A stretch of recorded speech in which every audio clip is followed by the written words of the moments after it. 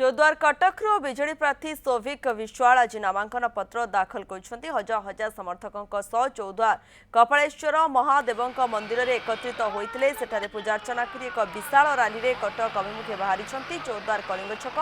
गांधी छक टाउन हल पर चौद्वार पौरपालिका दे कटक उपजिलापाल कार्यालय अभिमुखे बाहरी।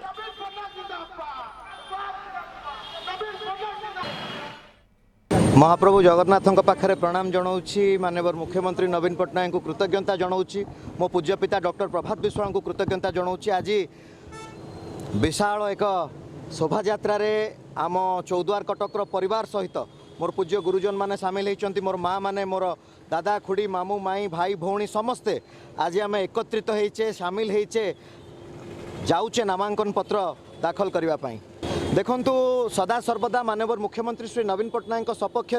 विगत दिन मानक जनमत रही आसी मोर विश्वास ए 2024 रे माननीय मुख्यमंत्री श्री नवीन पट्टनायक षष्ठ थर पर आम राज्यर मुख्यमंत्री होगापाई जाउछंती एवं जो भली भाव में बिजु जनता दलर भोट हार को